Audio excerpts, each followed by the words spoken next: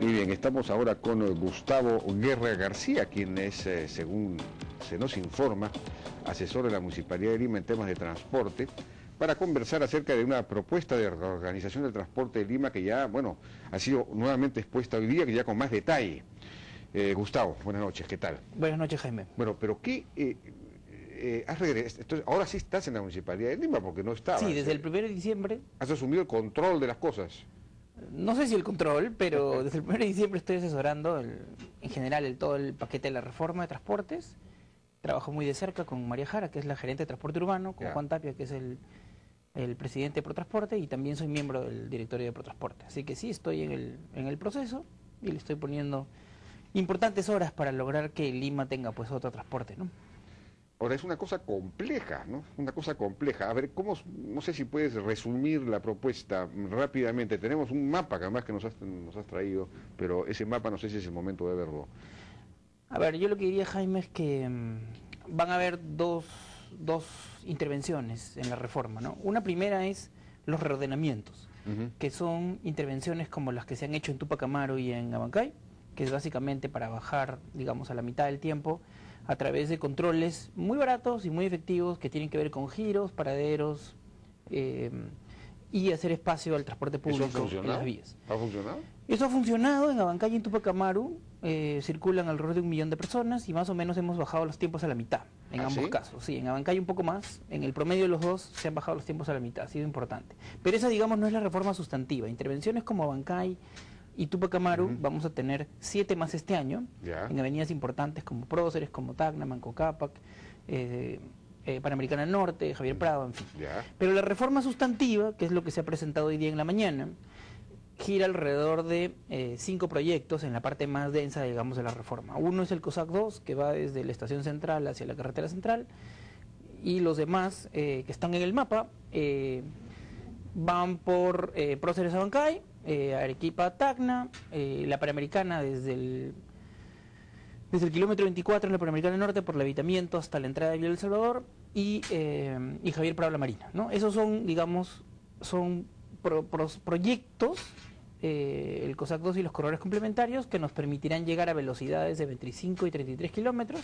En el COSAC 2 con infraestructura, digamos, exclusiva, segregada para el transporte público, y en el resto de los corredores básicamente con señalización, inversiones menores, paraderos, semaforización, de tal forma de dar un transporte fluido más o menos al 40% de la demanda por viajes de la ciudad, ¿no? Ahora, el problema del COSAC 2 o el Metropolitano 2, digamos, es que se superpone al metro subterráneo, que está aprobado por decreto supremo, hay un mapa, un plano, lo están integrando. A ver, yo lo que diría es que... Y el metro obviamente es absolutamente indispensable, ¿no? Porque el metro tiene mucho más capacidad de transporte, en fin, una ciudad como Lima no puede no tener metro, pues, ¿no? Pero como no es función municipal, entonces no se preocupan de eso. A ver, la línea 1 del metro, la línea 2, cuando el gobierno decida por dónde debe ir y cuando terminen al menos un perfil para ese proyecto... Ya está definido eso. Hay un mapa que está pero te informo, Jaime. Nosotros hemos tenido reuniones con el Ministerio de Transportes y con el MEF de forma mancomunada y hemos acordado que ellos van a hacer un perfil y una factibilidad. Ahí está el metro. El metro ya está aprobado, ya está... Sí, pero lo que pasa es que está aprobado, digamos, en dibujo, pero el tema es que el metro, todavía el perfil y la factibilidad recién se van a encargar a proinversión. Entonces yo lo que diría es que hay que ver cómo va madurando ese proyecto y en el momento en que ese proyecto al menos tenga un perfil y se decida, digamos, por dónde va, nosotros vamos a adecuar el plan, porque el metro podría ir por Javier Prado como podría ir por la carretera central. Eso no afecta mucho nuestra programación, porque nuestro reordenamiento en la primera fase es modificar drásticamente la forma de organización de las empresas, convertirlas en consorcios, fusionar las rutas y pasar de ese sistema caótico, ¿no?, de tener entre 45 y 75 empresas y rutas en cada corredor, a tener un número menor de consorcios y un manejo integrado, articulado, parecido al del metropolitano. Y eso lo vamos a hacer, digamos, en todos los casos, ¿no? Lo que queda por discutir aquí es la infraestructura. Entonces, si el gobierno toma una decisión sobre la base de estudios que ya define un esquema de programación y hay una fecha para iniciar las obras, bueno, nosotros tendremos que adecuar nuestras intervenciones dependiendo de dónde se decida que vaya la línea de tren, nos tendremos que adecuar al tren. Pero no te preocupes, si el gobierno decide gastar 2.500 millones de dólares en un tren, lo que vamos a hacer nosotros es integrar el tren al sistema de recaudo integrado, que es una parte sustantiva de todo el sistema, y aquí lo que se va a hacer es, se va a completar la coordinación con el gobierno nacional. Pero entiéndenos, Jaime, que nosotros necesitamos que el Proinversión y el MEF sepan, ¿no es cierto?, que hay un acuerdo en el gobierno de que el tren va a pasar por el sistema de inversión pública y por lo tanto tiene que ser socialmente rentable a nivel de su perfil y su factibilidad. Entonces, bueno, esperemos a que eso ocurra y nosotros, en el caso de que se decida por dónde va el tren y en qué momento se va a ejecutar, nosotros adecuaremos nuestro plan, pero el tren va a estar integrado igual al sistema de recaudo general. O sea que la línea de Metrópoli, COSAC 2, va a esperar a que se defina por dónde pasa el tren. No, nosotros vamos a iniciar todo el proceso de ordenamiento en simultáneo porque la política es la misma. Nosotros vamos a consorciar a las empresas, las vamos a organizar y esos tienen que trabajar. Ojo que la maduración de un proyecto de tren es de largo plazo, eso demora varios años. La Proinversión, aún teniendo plazos de ejecución de estudios cortos o nulos, digamos, porque ellos están fuera de la ley de adquisiciones del Perú, por lo menos les va a tomar 1 año y medio tener la definición del proyecto entre los estudios de preinversión y el expediente técnico. Entonces, obviamente, nosotros lo que vamos a hacer es reordenar todo el transporte, pero obviamente la factibilidad esperemos que ellos la tengan terminada en 6 meses. Nosotros igual estamos manejando diferentes alternativas en el proceso de adecuación y vamos a ver pues cuáles son las conclusiones que salen. Nosotros igual lo que tenemos que hacer es, sea donde sea que vaya el tren, y si es socialmente rentable, que el MEF tendrá que aprobarlo, nosotros lo que vamos a hacer es buscar la integración de todos los trenes que hay en la ciudad, con todos los metropolitanos que hay en la ciudad y con todos los corredores complementarios que nosotros echemos a andar. Porque tal como estaba planteada la cosa, tal como se está definido en este momento el Metro 2, digamos, la línea 2 del metro, se superpone al metropolitano, tal como se planteó el metropolitano en un momento dado, no sé ahora cómo quedará, pero digamos, era y no pueden estar en la misma, no pueden ocupar la misma ruta, ¿no? Entonces, bueno, es posible, pero Jaime, insisto, hay que hablar claramente de estas cosas. El tren subterráneo no tiene ni siquiera un perfil aprobado. Y el acuerdo entre el MTC y el MEF que ha sido informado a nosotros, la Municipalidad de Lima, es que el tren subterráneo, ya sea por la Javier Prado de la Marina o ya sea por Carretera Central, va a pasar por todas las fases del Sistema Nacional de Inversión Pública. Eso es lo que nos ha informado a nosotros el Ministerio de Economía y Finanzas. Pero es obvio que se requiere pues un metro, es decir, que un estudio de prefactibilidad es dado absurdo, que esa es la posición perfil del Poder Ejecutivo, nosotros lo que nos queda es esperar que ellos hagan su trabajo y una vez que tengan la viabilidad o por lo menos el perfil, nos informen de cuál es la decisión final. Y nosotros tendremos que actuar en función de eso, pero el asunto es que nosotros no nos podemos detener mientras el gobierno nacional desarrolla estos estudios. Mientras tanto ustedes avanzan con la reorganización, digamos, empresarial del tema. ¿Cómo es esto? Sí. Las rutas, de todas maneras tienen que haber soluciones de infraestructura, pero digamos de baja intensidad, porque nosotros queremos hacer una reforma masiva, ¿no? Si tuviéramos que hacer solo proyectos como el metropolitano, no tendríamos recursos para hacer una reforma masiva. Entonces vamos a hacer obviamente un metropolitano. Para nosotros todavía el metropolitano va por la estación central y por la carretera central, esa es nuestra prioridad, eso es lo que estamos trabajando. Además todos los estudios que existen indican que ese es el lugar donde debe haber el metropolitano, porque la estación central ya está construida, buena parte de la infraestructura ya está hecha. Y en los corredores complementarios lo que vamos a hacer es tener infraestructura de paraderos y la mínima infraestructura que garantice el funcionamiento de los corredores exclusivos. Y obviamente la primera fase, ¿no es cierto?, la primera fase que tiene que ver con la adjudicación de todas estas rutas es la adecuación. Y la adecuación significa todas las empresas que declaren interés en participar en este proceso, hoy día son 34 las que ya han presentado sus documentos para la declaración de interés y deben llegar a ser 100. Todas estas empresas van a pasar por una fase de adecuación con nosotros en que las vamos a preparar para que tengan la forma de gobierno empresarial que les permita manejar estos corredores de una manera parecida a la del Metropolitano 1, ¿okay? Es decir, se forman consorcios con 500 unidades equivalentes y cada uno de ellos va a tener solo un gerente de operaciones que se pone de acuerdo con los otros 3 o 4 o 5 gerentes de operaciones en su corredor y manejan integradamente todo el sistema de rutas, frecuencias y paraderos, que es lo que necesitamos, ¿no? ¿Esto qué significa en realidad?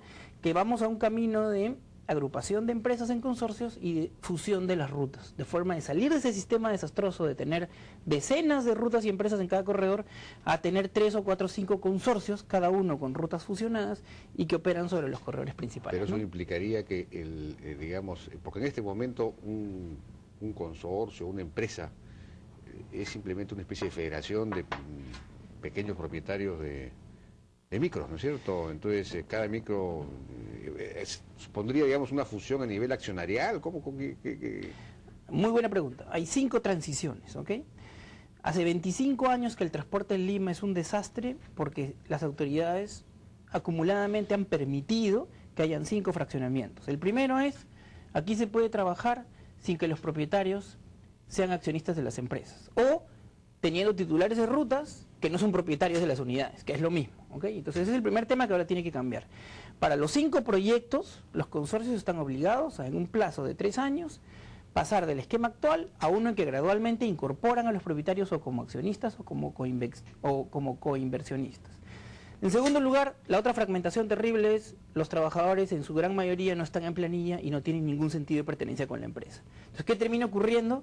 Que el trabajador casi alquila un carro y el propietario alquila un permiso de ruta. Esa es una fragmentación absurda total que genera el caos que tenemos hoy día. Aquí en estos proyectos el compromiso es, en un lapso de tiempo, todos los trabajadores tienen que pasar a planilla en el régimen general. Este no es un tema de una reivindicación laboral solamente, sino también es un tema de fondo de funcionamiento empresarial. En verdad, no se puede trabajar el servicio de transporte con los trabajadores haciendo lo que quieren porque no están en planilla y no tienen un sentido de pertenencia con las empresas. La tercera transición es que tenemos que pasar de muchas empresas a consorcios, y la cuarta es que tenemos que pasar de un montón de unidades pequeñas, ¿no? Hay 14.000 combis todavía, nosotros hemos cerrado el parque de combis, pero todavía están y hay que irlas cambiando gradualmente a unidades de mayor tamaño, ¿no? Y ese es todo el proceso de reforma que se hace a través de los proyectos. Ya, bueno, vamos a ir a una pausa y regresamos. Sí.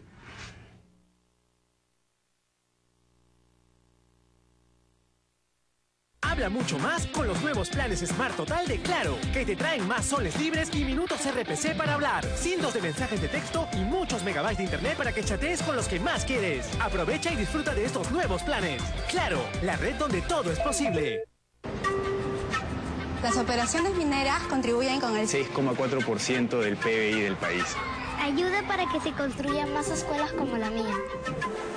Las operaciones mineras Generan 120.000 puestos de trabajo. Hacen que 120.000 familias tengamos acceso al hogar que merecemos. Las operaciones mineras generan valores económicos descentralizados. Hacen que mi pequeño pueblo sea hoy un pueblo de oportunidades.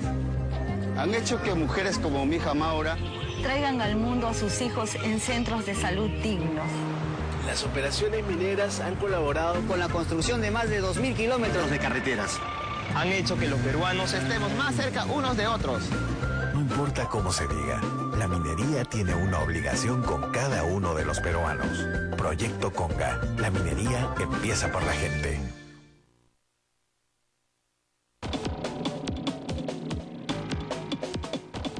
Y bien, seguimos conversando entonces con Gustavo Guerra García, asesor de la Municipalidad de Lima en temas de transporte.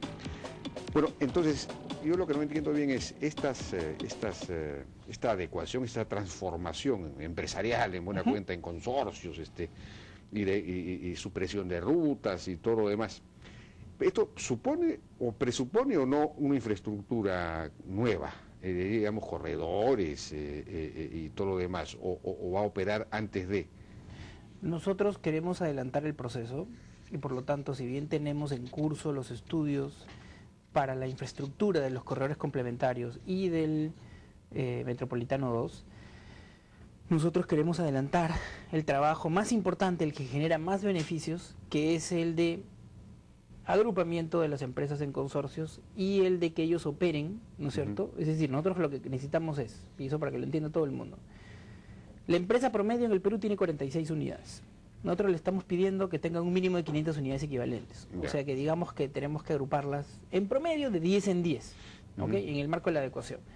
O de 15 en 15. Una vez que eso ocurra, ¿no es cierto? Ellos tienen que trabajar su propuesta técnica, que significa, nosotros hacemos un diseño operacional y les decimos, esta es la flota que se requiere. ¿Ok? Con estas características. Si hay espacio, articulado. Si no hay espacio, bueno, buses de tal tamaño, bus patrón. Y ellos tienen que hacer una propuesta técnica que nos cuentan cómo van a hacer la transición en 3 o 4 o 5 años de la flota actual a la flota requerida, de los trabajadores que no están en planilla, los trabajadores en planilla, y resolver el tema de la propiedad. Todas estas cosas las tienen que resolver. Esas son las propuestas técnicas que son concordantes con un plan de negocios que nosotros los vamos a ayudar a preparar. Y tienen que cumplir una determinada forma de gobierno empresarial, con un conjunto de requisitos legales patrimoniales para que estén aptos para dar un salto cualitativo en el manejo del transporte en Lima.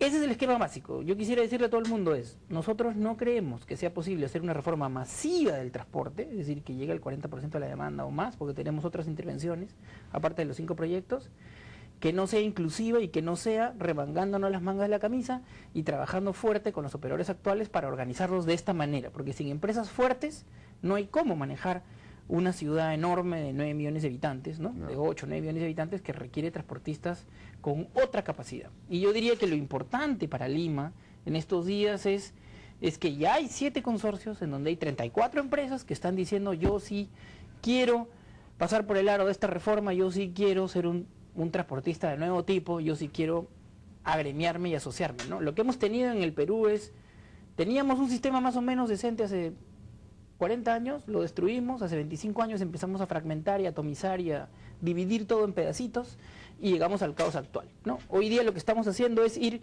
en sentido contrario, ¿no? Ir en sentido contrario, volver al trabajador a su planilla, volver al propietario a ser accionista de la empresa y agruparlos para que puedan manejar de forma conjunta, ¿no es cierto?, cada corredor. Esa es la única forma de que podamos tener control de frecuencias, distribución horaria y pareceros establecidos en todas las avenidas importantes de la ciudad, ¿no? Bueno, parece un desafío casi titánico, ¿no? Ojalá... Lo es. Tenemos la ventaja de que la crisis en el transporte es de tal profundidad, ¿no?, que eso es lo que nos ha permitido ganar a esta causa a más de 2/3 de los transportistas que están en los corredores principales, porque obviamente hay un tema de desconfianza, ¿no? Ya 2/3 se han incorporado. Claro, 2/3 todavía no se han incorporado, todavía se ha incorporado 1/3, hasta los que se han presentado el día de hoy, ¿no? Pero lo que sí quiero decir es, nosotros sabemos, porque obviamente todos nos consultan, ¿no es cierto?, que hay por lo menos 20 grupos de empresas que se están consorciando y que quieren trabajar de esta manera porque saben que la ciudad no aguanta más el caos que tenemos. Entonces, lo que nos ayuda mucho es, por un lado, de haber tenido un comportamiento predecible, haber hecho muchísimo trabajo de motivación y promoción con todas las empresas, y del otro lado, la conciencia de que esta situación no es sostenible, no puede continuar, y Lima no puede seguir viviendo con 75 empresas y rutas en cada corredor dentro de un caos en el que se compite brutalmente por un pasajero adicional. Tenemos que pasar a un sistema de pago por kilómetro recorrido en el marco de contratos de concesión, y esto significa que hay que adecuarlos, capacitarlos y luego licitar estas rutas entre los operadores actuales. Ese es el proceso en el que estamos. Hay muchos que tienen temor a que se dé una licitación porque han comprado buses y tienen que pagar letras, pero nosotros estamos trabajando todo para poder capacitar a los operadores actuales y que ellos mismos operen, pero en otro estándar de servicio, los corredores más importantes de la ciudad. Bueno, no me queda sino decir que ojalá que tengan éxito, porque si esto, bueno, suena sugerente, ¿no? Ojalá que esta transformación se pueda producir y, bueno, alas y buen viento.